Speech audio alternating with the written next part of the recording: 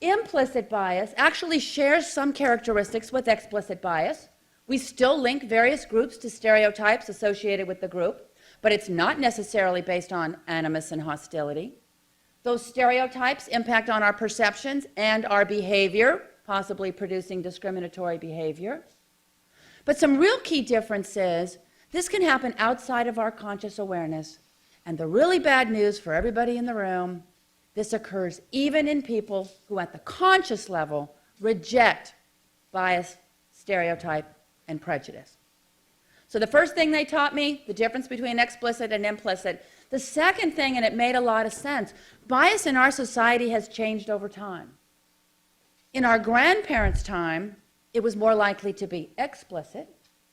In modern humans, even though everyone in this room knows we still have explicit bias, it's actually more likely to be implicit. Because up until my exposure to that science, I had come to believe two things very strongly that just didn't go together in my head. One, after thinking about this issue for a number of years and going across the country talking about it, I came to understand that bias in policing was more than just a few bad officers in a few departments. It was widespread. But I also came to believe very firmly that most of the cops in this country are well-intentioned individuals who want to serve their communities. And I couldn't put those two things together until the science bridged them.